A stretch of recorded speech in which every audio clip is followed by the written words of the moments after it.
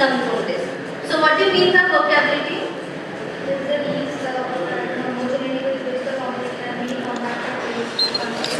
Yes, in other words, we can also say workability is the measure of amount of interval which can be performed so that the concrete can be compacted fully. Or we can also say it is the ease with which we can mix, transport, compact and place the concrete on site. So this experiment is very it can be performed on site as well as in the laboratory. So the apparatus consists of, this is the slump hose, this is the tapping rod and this is a non-absorbent surface. So what does the slump hose consist of? It is a cone in the form of frustum of a cylinder. The top diameter is about 10 centimeters, bottom diameter is about 20 centimeters and the height is about 30 centimeters. And we have the tapping rod and non-absorbent. So what we are going to do is we are going to take the different proportions of concrete. As we know there are different mixes of concrete from M5 to M20 we can take any mix of concrete because after that from M25 we do a mix. कौन बोलेगा? अरे सब लोग बोलो 1:2 आवाज बड़ा है साथ में बोलो और सब एक Okay, so here we are going to take proportion of M50. What is the proportion of M50? 1:4. Yes, 1:2:4. So how are you going to calculate that? How much cement you are going to take? How much fine aggregates? How much coarse aggregates you are going to take? So first you are going to find out the volume of this coal. What is the formula for volume of coal? The formula for volume of coal is V is equal to pi h by 3. What is h? H is the height of this coal. Pi h by 3 in the bracket capital R square plus small r square plus small r into capital R. What is that small r is? The diameter of this upper this 10 centimeter diameter and capital R is this bigger diameter capital. So by that what you are going to find out?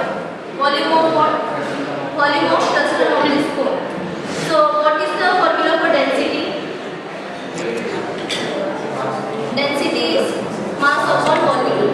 So how are you going to calculate the mass of the concrete? The density of concrete. What is the density of concrete? It is 2400 kg per meter cube. So first we will find out the volume of concrete from this formula pi h by 3 in the bracket capital R square plus small r square plus small r into capital R. After that what we are going to do? What is the proportion of M50? 1:2:4. So what is the total volume then? 2 plus 1 plus 4. That is 7. So 1 means first we will calculate cement. What will be the amount of cement? 1/7 into this volume. That will get the volume of mass of cement. How much kg we have to take. Then similarly for sand, coarse aggregates and fine aggregates. That will be 1:2:4 means 2/7 into volume and 4/7 into volume. Then we will get different proportions of that. What we are going to do? We will take we will be taking it on this and we will be mixing all the ingredients and after that we will be trying it for different water cement ratio. First we will be trying for 0.4, then 0.5, then 0.6 and we will be seeing the quality of slump. How is the slump? The nature of the slump. Then first we will be taking 0.4. Then we will take water cement ratio. W/C is equal to 0.4. From that you calculate the amount of water to be calculated. W is equal to C into the water cement ratio. Then you mix the concrete and then what you do? You fill it in this slump cone. How will you fill? You will fill this in 3 layers. 3 layers and after each layer what you will do? You will do tamping with the help of this tamping rod. How many rows you will give? 25. You will give 25 rows after tamping. And then after the concrete is fully filled, you level it with the help of that trowel. You level it with that trowel and then you will place this on a non-absorbent surface and then after that after leveling then you will take it out. After taking it out you will see the nature of the slump. If it doesn't go down, if it is as it is, then it is called as true slump. If it falls down in inclination, in inclined manner, then it is called as shear slump. And if it collapses, then it is called as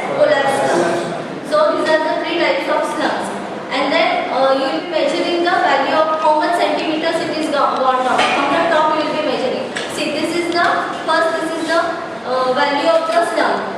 This is the height of the slump. This is the true height of the slump. And after taking it out, if it collapses down, then you are going to measure this height. So this is the slump value. So if it is in the range of 0 to 25, then it is very low slump. If it is in the range of 25 to 30, then it is low slump. If it is in the range of 25 to 50, it is low slump. If it is 50 to 75, then it is medium slump. If it is 75 to 150, then it is high slump, and above 150 it is very high slump. So as the slump value increases, the vocabulary also increases. So this is the way in which you are going to perform the experiment. So please carry on. Start our fourth practical, that is the preparation of geological map. I already told you about the one or two geological map, which was very simple, which have the horizontal strata and the plan strata. Now this is little bit complicated map. We are going to resolve a problem which is based on the fault map. I hope everyone understands what is fault.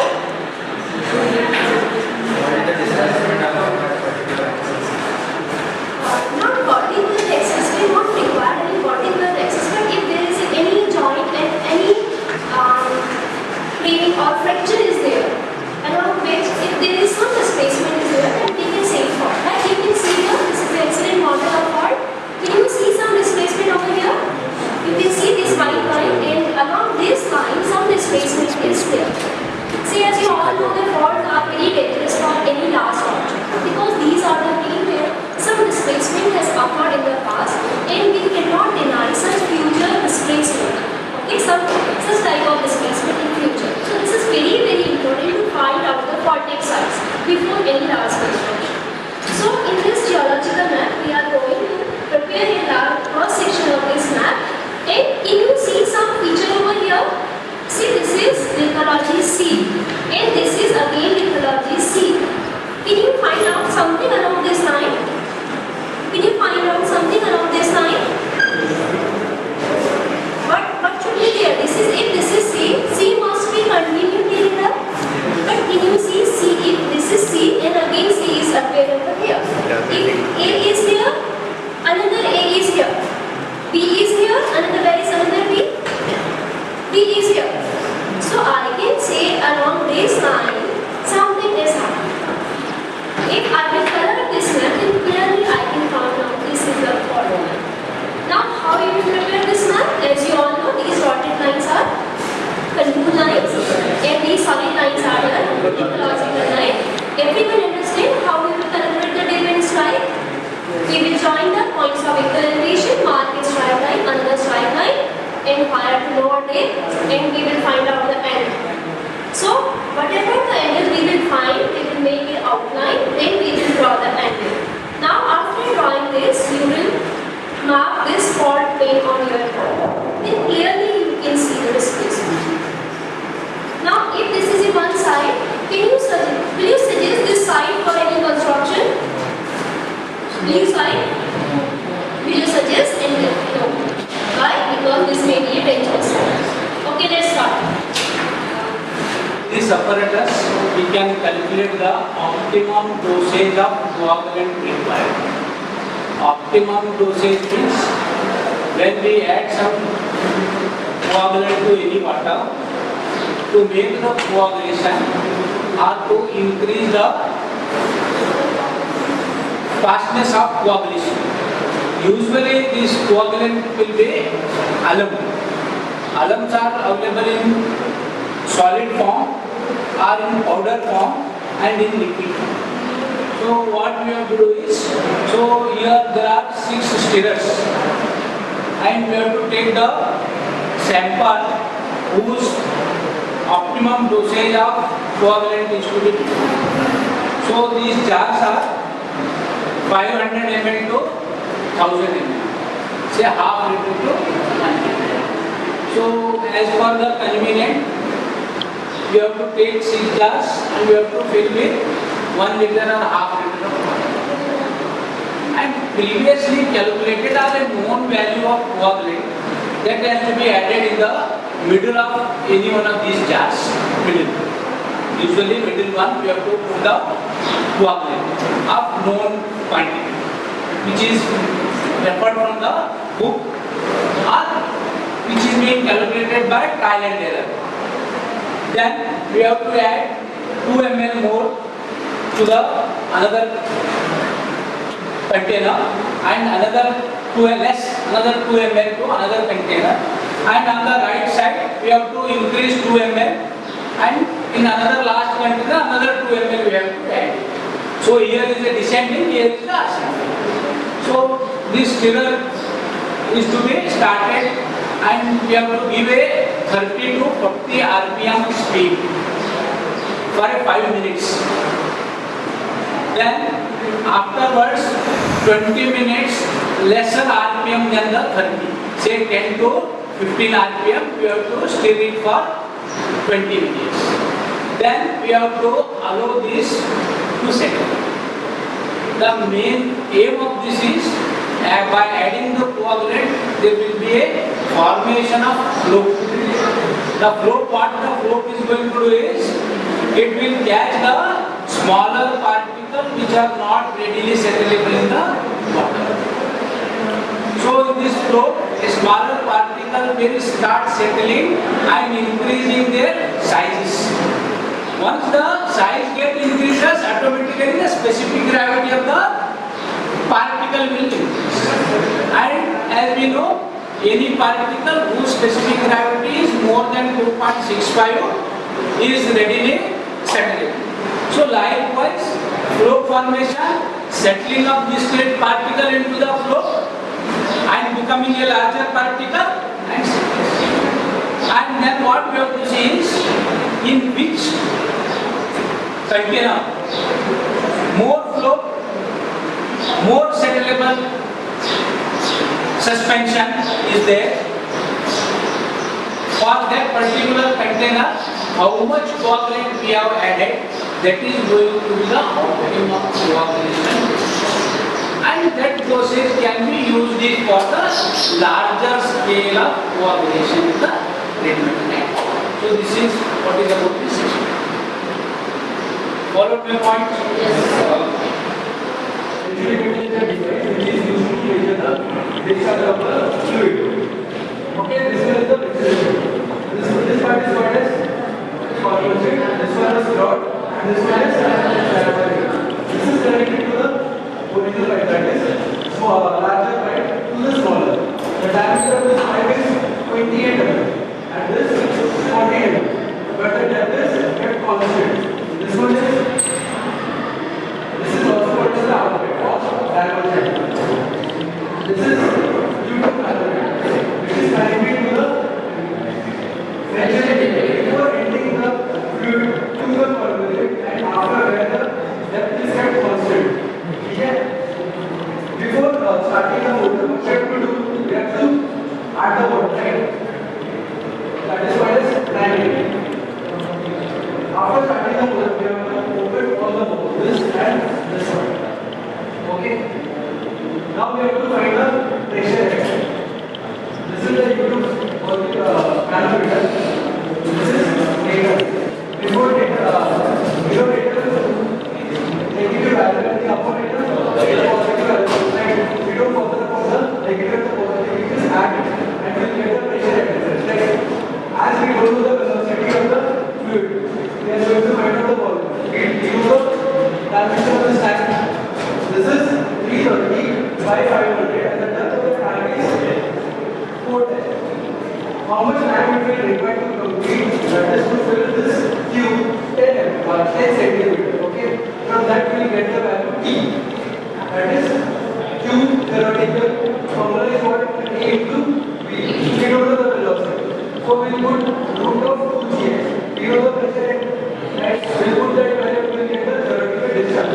After that we have to find the actual discharge. Now we know the diameter of this pipe and the straw. That is 28 mm and the 40 mm. Right now, formula for that is you actually want CD into A1 into A2 root of 2gx divided by root of A1 square minus A2 square. We know the diameter, we can easily find out that is part of the discharge. We put that value to get the actual discharge. And what we have to find the coefficient of discharge.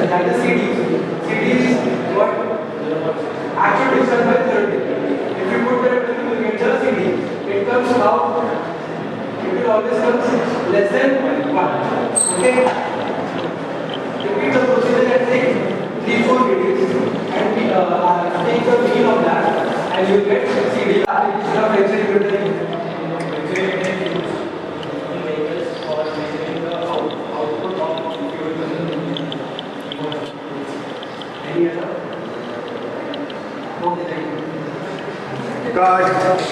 today will be the experiment number 5, that is the triaxial shear test of the soil. The aim of the experiment is to determine the internal angle friction, that is phi, and the cohesion C of the given sample. In the last semester we have learned what is C and phi. Mithil, can you give me an explanation what is C?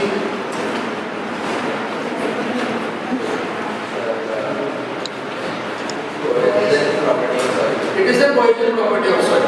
So the soils are divided as unconfined, confined in basis on the C and phi. So the procedure of this test, triaxial smooth, that is undrained test, and the consolidation undrained test, that comes in the phase 1 of the experiment, and the phase 2 comes the drain test, which is known as the slow test. Can anybody tell me what is consolidation? Yes. Yes, removal of water by the application of load when it is reduced and the volume reduces in that case, that is consolidation. So the word comes the load, when we apply load. So in this test there is a load frame present over there, and that time when load is applied on the mold, the water is expelled out, and that time we get the value of C and phi in the reading. That's it. As saying, this is the load frame that we have spoken earlier. This is the triaxial cell which is connected to the hydraulic pump. Over there is a tile gauge and which is connected to the hydraulic pump. And over there we put up water and it is at 10.45 kilonewton per meter square. The pressure is applied over here. And as it moves, you are seeing this is moving up and down, and anti-clockwise and clockwise. So it is moving in forward direction as well as in backward direction. So the readings are noted over here. This is the dial gauge over here, and the amount of pressure that we are applying is noted over here. And see that in either cases, the sigma 1 and sigma 3. The sigma 1 is the major principal plane, and sigma 3 is the minimum minor principal strain. That is to be kept constant over here, and that is the main function of this experiment, where we keep the principal plane to be constant, and here we can find the C and phi value.